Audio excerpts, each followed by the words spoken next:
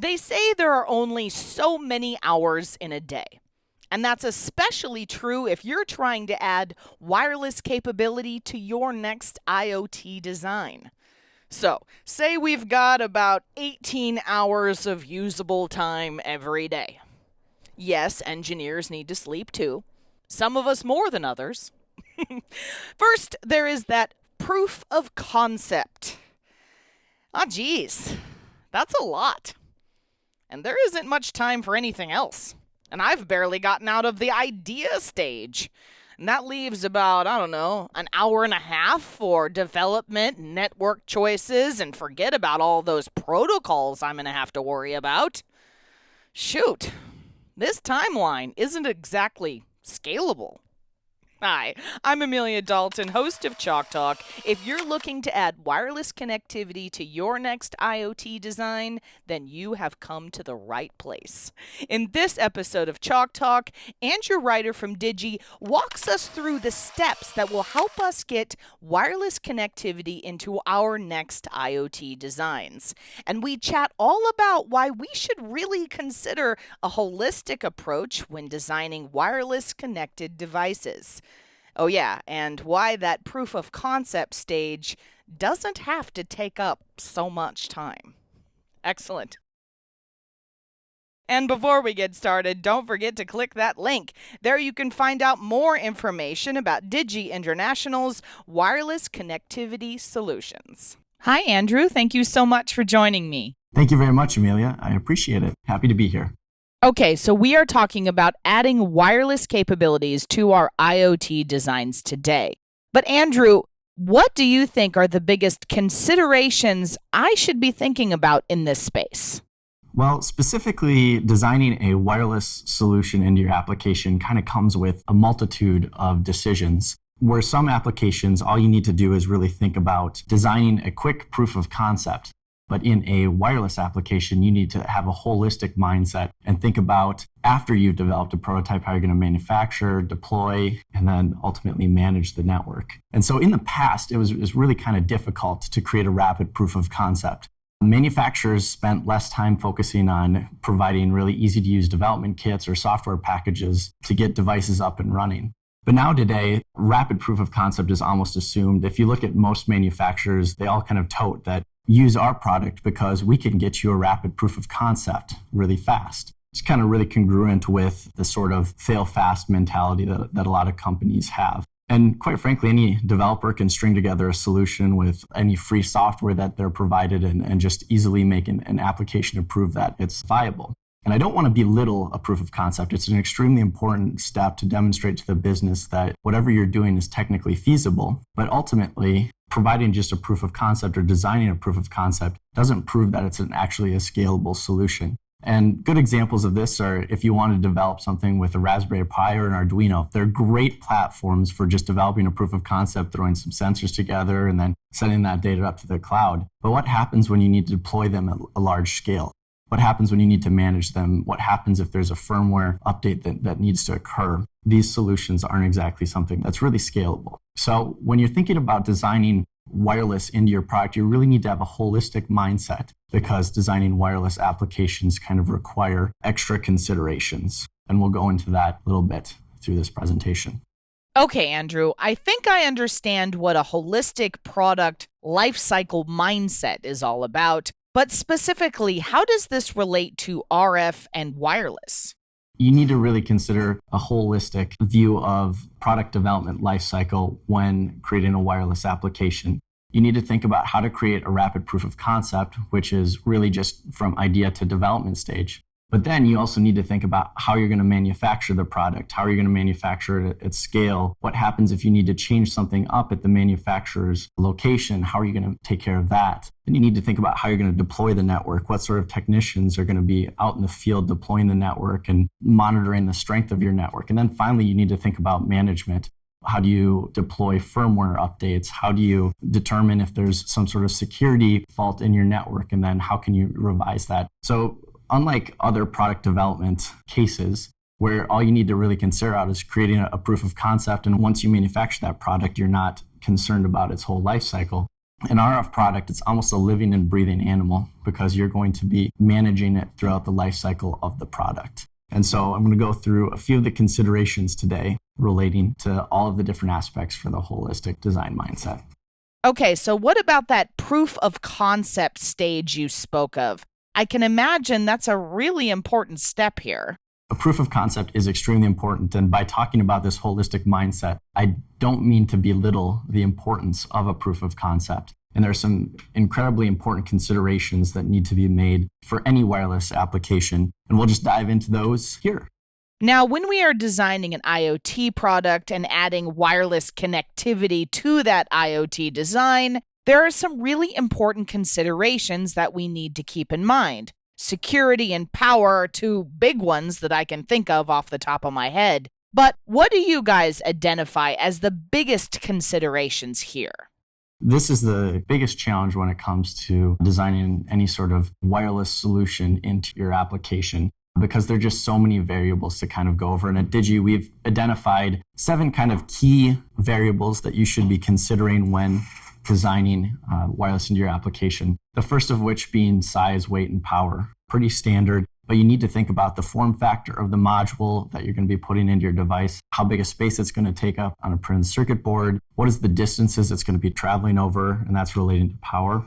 Then you need to find something that's reliable, something that's tested, that won't experience any sort of shortages and always will work on mission-critical devices. A big topic is security. You want to make sure a device is going to be providing a secure network. There isn't going to be any issues or vulnerabilities, because those vulnerabilities will ultimately basically bring you into the news, and you don't want that sort of negative spotlight. Security is extremely important. And just by buying the module, you're getting something called Digi Trust Fence. A Digi Trust Fence provides a whole bunch of solutions that can help kind of lock up your module. And it's something that's constantly evolving because we have security expertise in-house to evaluate any sort of threats, any sort of potential vulnerabilities, and can help solve those issues. And we'll update the modules as well. You need to have a simple module, something that's easy for you to integrate into your design. You don't have to think about all of the end certifications necessary. All you really need to do is put the board down, make sure the software is interfacing with whatever software you need to run on your application, and you're upstreaming information. The next thing we think that's really important is a modular architecture. We want the customer to be able to take an older module and replace it with a newer module to extend the life cycle of the product. And then the final 2, which I won't talk tons about, but it's programmability and the learning aspect. As we go towards the future, we're going to see more and more computation on the edge, as the edge is where we're going to be getting a lot of our data. And with our modules, we're adding edge logic to them, as well as applying the learning in the cloud. Okay, let's start with size, weight, and power, 3 critical factors in any connected design. Yes, most definitely. And in fact, this is kind of the basics, right? This is where you really want to start when you're thinking about your application. And you want to think about the form factor and what different vendors can provide you for the form factor. If you have a small application, you need to be looking for the smallest form factor possible. And sometimes that can be challenging with antennas, if you're going to use a cellular module or a non-cellular module. So you want to be cognizant of this when you're designing your application and thinking about different form factors and how they can apply. One thing I will say is you should always consider how the board is mounted to the modules. And as we were talking about modularity, it's really important to think that a through-hole mount is more easily replaceable in the field if there's any sort of change to the module that you have in your application. Where if it's soldered down to the board, you have to completely take that back to whatever manufacturing facility you have and then resolder a brand new module. Again, if it was just a through-hole mounted device, you can easily swap those out, and now you have the latest and greatest module out in the field, minimizing the amount of work. The next thing is really the power that each of the modules is going to provide, and you really need to figure out what the range is going to be. Is it going to be kind of a low range? Is it going to be high range? Where are you going to be transmitting? Are you going to be indoors or outdoors? Indoors, is there going to be a lot of interference from walls? So you need to be able to think about where your applications are going to be at and then what sort of environment they're going to be into. And then with the same vein of power, there are geographic restrictions on power. Certain countries don't allow for high power applications, which really limits your ability to create solutions that transmit over large distances. We offer 3 different form factors in our product. We offer a through-hole mount, a surface mount, and then the micro form factor, which you see here. The micro form factor is great because it allows for compact and portable applications. As we're trying to create devices that are smaller, thinner, more portable, lighter, the micro form factor enables all of that. It allows you to shrink your interface board, and it's ideal for any sort of compact and battery-operated application. Okay, now if I'm adding wireless connectivity, I'm going to have to deal with the networks. What does that look like? This is where you kind of really get into the weeds of the situation, trying to figure out what protocols or what networks you need to be selecting for your application. And so the things to really start considering are you going to have a point-to-point? Is it going to be a multi-point application? Is it a mesh network? So how many end nodes are going to be in your application? And then you really need to think, is it going to be cellular or not to cellular? That is the question here. And there's certain benefits and then there's certain drawbacks to each. So for example, cellular is great because it can connect you in just about anywhere. If you think about cellular networks, they're all over the nation, they're all over the world. But the one downside to that is that now you're going to be paying a monthly fee for the cellular service itself.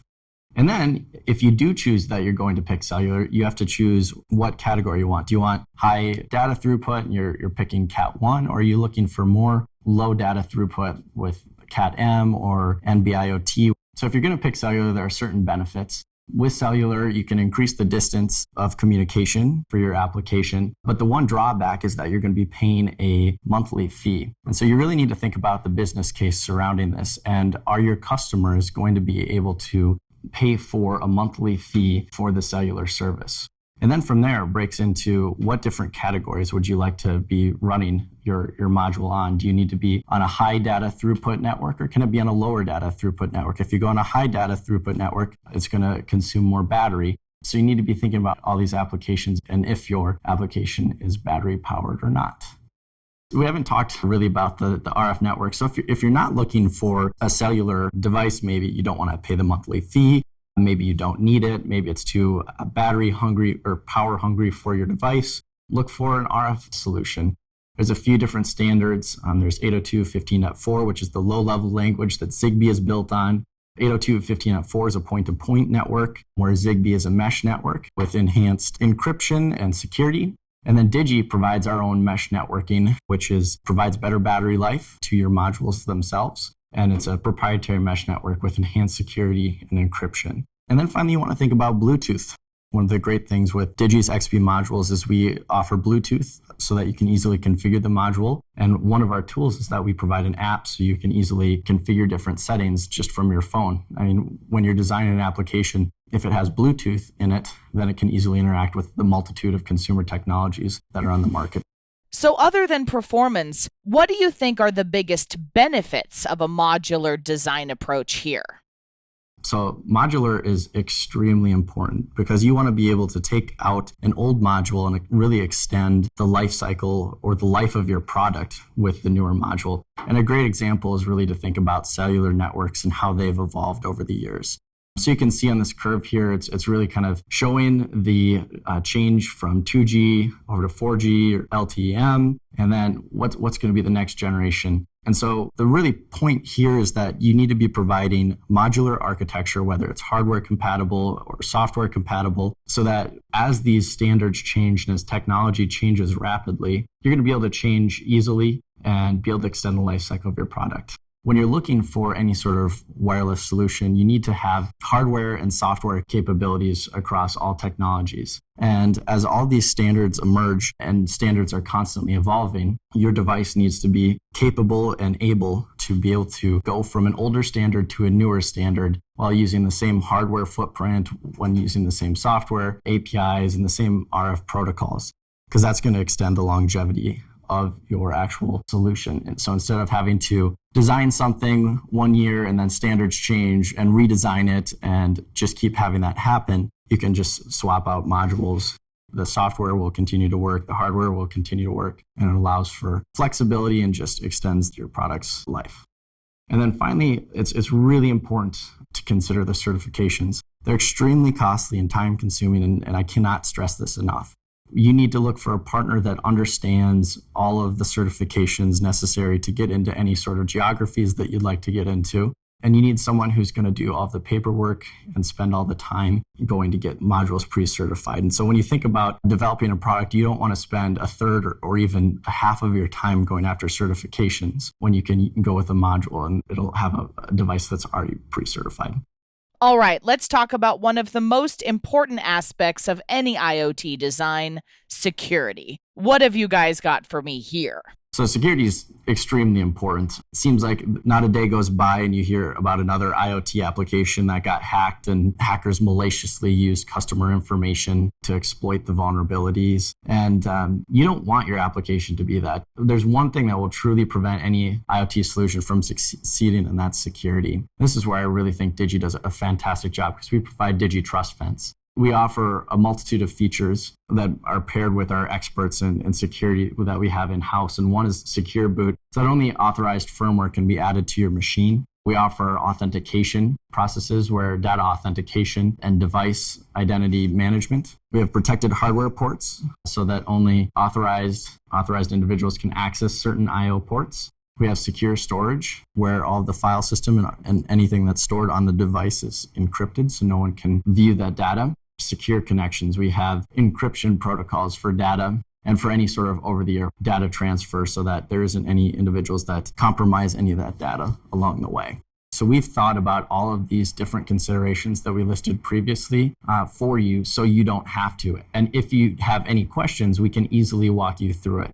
So that really covered the overall point of how do I create a rapid proof of concept, because those are considerations that you need to take into account when you're developing a proof of concept. But I really encourage you to look past just a proof of concept. You want to see the type of ecosystem of tools that a provider offers, because those tools will help you in multiple facets. And looking at the tools, they're going to help you provide a more scalable solution than just a proof of concept. So kind of going into it, you need to find tools for development. And this is pretty standard. This is still addressing creating a proof of concept, but you want to look and see a manufacturer that provides tools that are development boards. Development boards are all over the place when it comes to any sort of supplier, but look and see the quality of the development board. Are they including actual components that help you evaluate their module, and do those components help you learn how to make a proof of concept for your application? Next thing to think about is, do they have any breakout boards? So maybe the development board doesn't have all the components you want,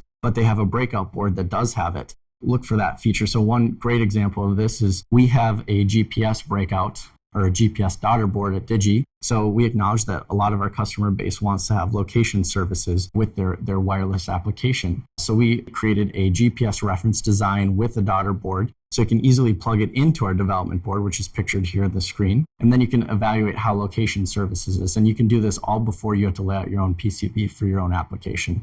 And then finally, you want to consider, does a supplier have platforms to enable ease of development? Do they have configuration tools so you can easily test and upload different parameters, different firmware settings? And then ultimately looking at, do they have any devices for programming on the module itself? Do they have any IDEs to help upload code to their device? Or are you going to have to spend a lot of time figuring out how you're going to upload code to the device? So all these things together are important considerations when trying to create a rapid proof of concept. Scalability and getting our designs ready to be deployed at a large scale can also be a really big deal, right? Yes, definitely. And deployment is a big challenge, because how are you going to take this awesome product and then deploy it at a large scale? Specifically, we've talked to some people in the lighting industry, and they want to think about how these technicians are going to be able to know that they set up a network properly. How are they going to be able to test the network strength? How are they going to be able to identify where the nodes are located at? So you really want to look for tools that can help you do almost site surveying. At Digi, we offer some really awesome tools. We have a network assistant and USB adapter that a technician can use to plug into their computer. They can monitor the strength of all the nodes on the network. They've got a static map that can be attached to a Google map image, and then they can drag and drop all of the XP's locations so you know where all of the different modules are placed in a certain geography. The device can also push over-the-air firmware updates as they become apparent. And ultimately, we have a mobile app as well. So this is important when you're deploying, because maybe you have one node that's misbehaving for some odd reason. Maybe it was programmed incorrectly at the manufacturing facility. And all you need to do is have a technician with a mobile phone go up to the device, connect via the Bluetooth, and then now you're able to update that as well. And finally, one of the most important things to really think about is the management of the actual network itself. So for any sort of wireless application, you're going to be dealing with this network over time. It's not just you ship a product and you're done dealing with it. This RF network is a living and breathing animal that you need to take care of and understand. And so you need to have tools to be able to configure the network on this scale. You need to have tools to be able to remotely monitor any of the applications. You need to have tools to be able to send over-the-air firmware updates as security vulnerabilities present, and you need to have a tool that's going to allow for future configurations of the product to really be deployed. At Digi, we do a fantastic job with our remote manager, which is our cloud platform that helps you manage your device fleet and really enables you to extend the life cycle of your product and deal with the changes in the network as they ebb and flow throughout the life cycle of the product. I hope that we provide some insights for you today when you're understanding how to add wireless to your application. When you're looking for a proof of concept, you need to look for development boards and breakout boards that offer great solutions and allow you to evaluate a wireless module. And then you need to think about how you're going to manufacture the product, how you're going to be working with contract manufacturers. And then finally going into deployment and using deployment tools for site surveying, for remote management, over-the-air firmware updates. So you need to think about the whole ecosystem before creating your end solution. And go to Mouser to check out our Digi daughter boards and our Digi multi-programmer and our Digi network assistant and XP3 USB adapter. Okay, I'm going to click on that link and go to a Mouser.com page for more information. Well, I think that's all I have time for today. Thank you so much for joining me, Andrew. And before we go, you didn't forget to click that link, did you? There you can find even more information about Digi International's wireless connectivity solutions. For Chalk Talks, I'm Amelia Dalton from eejournal.com. For more Chalk Talks, head on over to the Chalk Talk section of EE Journal. Can't miss it, it's right across the top. Or head on over to YouTube, keyword EE Journal.